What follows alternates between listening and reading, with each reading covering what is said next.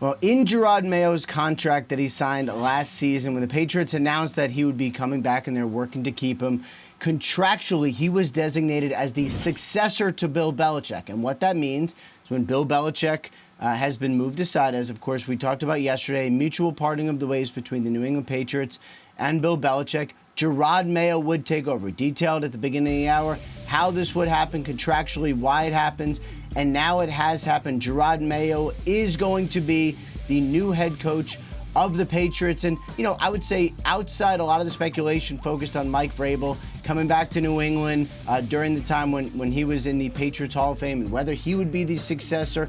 And outside, that was all the discussion. Inside the building, especially with owner Robert Kraft, this was always the choice. I mean, when he was a player here and I was covering him, we called him Jerod Belichick just because that's how much of a disciple he was for Bill Belichick.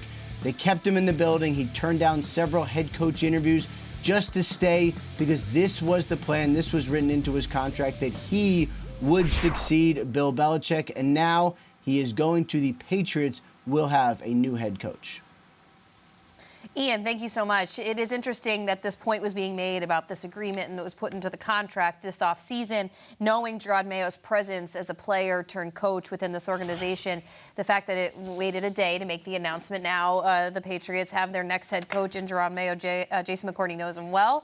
You know what the organization needs. Your thoughts on this decision? I'm fired up for Jerod. I know Jerod personally. Good. I was there in the building with him. Obviously, my brother played with him for a numerous amount of years. I've gotten a chance to be around Jerod. And for Patriots fans, you're watching and you've had Bill Belichick for the past 24 years and all the success and the personality that Bill comes along with.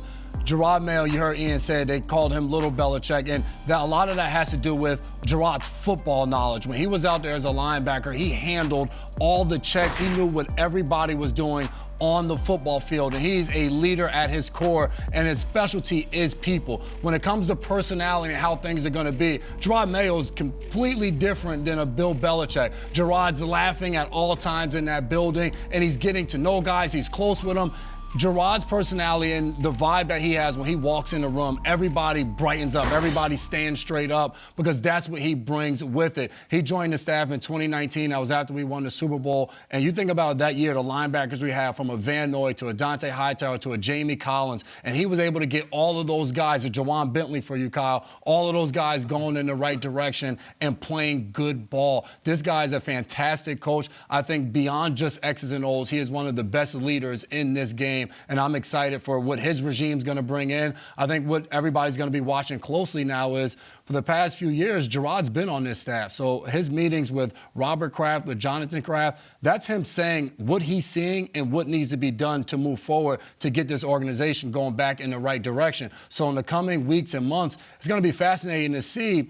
This is a Patriots team organization that you think, hey, when it passes on to somebody that's been there, all right, well, a lot of guys are still going to be there. What does Mayo see about the staff and everything above it of what he's going to change moving forward? Who's going to remain there? Who's going to be the new people there?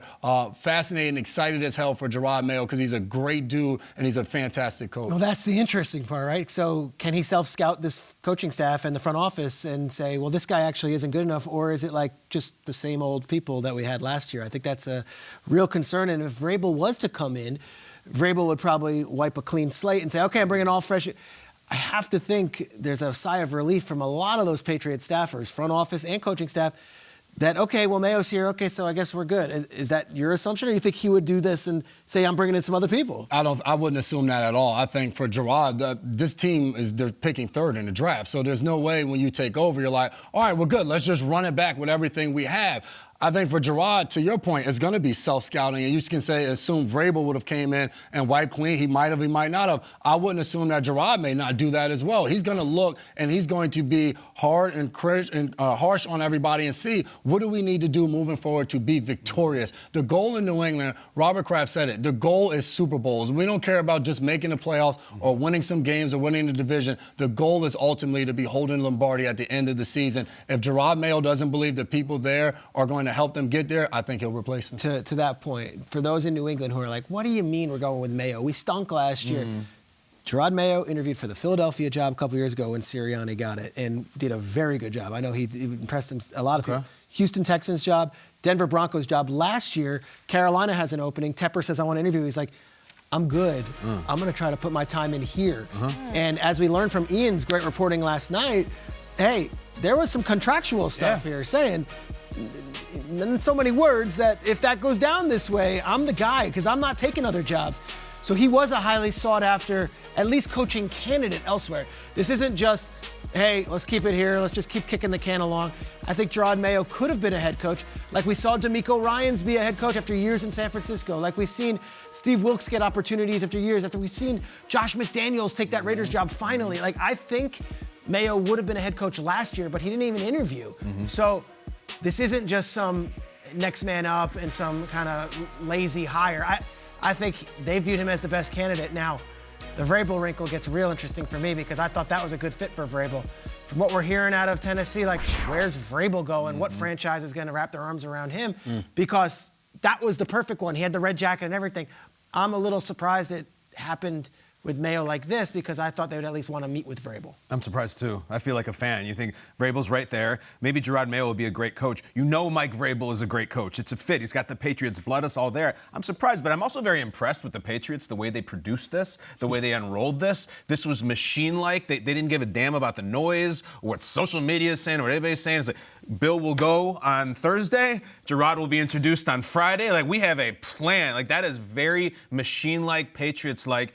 And I just think Jerod Mayo, really impressive guy. Like, I don't know him like you do, but look, I know he's a Tennessee legend. He's a guy who was a top 10 pick, rookie of the year, a Super Bowl winner, an all-pro. He was with one team his whole career, his whole organization. Like, he is a Patriot through and through. And every single thing he's done since he was a college freshman, he's been successful at. I also think it's like, all right, great. That's awesome. What are you doing with the Patriots offense? Like, who's the quarterback and how are you going to get him to be a Pro Bowler? Because there's so many ripple effects to this Patriots hire. Let's pull from the headlines. This weekend, the Buffalo Bills and Miami Dolphins are playing in playoff games.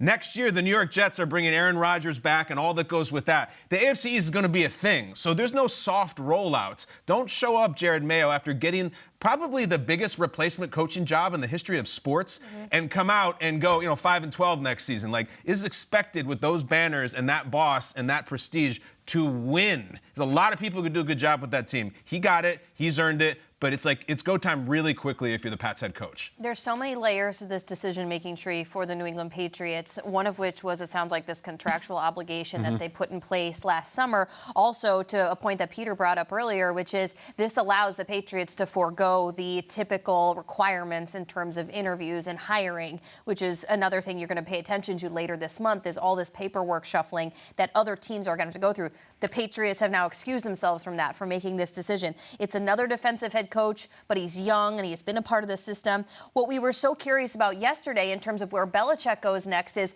does Bill Belichick have to go to a place where he can be a GM and a head coach? Where does Jerod Mayo go with, are you being a head coach and pushing to be the GM as well? Or do the Patriots now have to go out and hire a GM, Peter, that works well with Jerod Mayo? They have a great front office. You might laugh and say, well, their picks have been bad, but in the last couple of years, Elliott Wolf, who's Ron Wolf's son, has come over from, obviously he was in Green Bay for years and then has taken other sides, so he's there.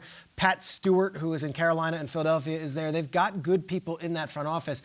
I wonder if they do a full GM search, and they might, because in the last 24 years, yes, Scott Pioli was there, and of course we've had different people cycle through, whether it be Nick Caserio, and then even Adam Peters, who is currently interviewing for the Washington job and the Chargers job and the Raiders job. They're going to be named. Do they bring someone from the outside in to interview for that GM job? Because they did not do that for the head coaching job. Adam Peters is an interesting one. He's been with the Niners for years. He was in Denver, and then he was with the Patriots when they were doing all those Lombardis. I wonder if they say, hey, last second, AP, we got a shot for you, because I think he's the number one bell to ball as far as GMs go. And I don't think he's even been requested to interview in New England yet. There's a GM decision to be made in New England. Also, Jerod Mayo being a defensive guy, what kind of offense does he want to run with the number 3 overall pick in the NFL draft in 2024 this season as well? Jerod Mayo, the new head coach in New England, the succession plan was in place, and we all just lived it over the last 24 hours. Let's go, Mayo. Congratulations to Jerod Mayo. Good guy, Jay? Pretty good guy? Great guy. Great guy. Love it. Well, I loved it. Jason McCourty, his specialty is people. I thought that was fantastic. Can I actually ask real quick, does this lighten things in New England a little bit? I think so. Like, 100%. is it going to be like every other, or is it still all No, I think so. No days off. That's not. There's no days off. You're going to work. No, but I'm that's talking not, like you walk in there and you're just going to chill. That's not Gerod's personality. That's not. Jerod is a lively guy. That's not his personality. Interesting. So that's very different. All right.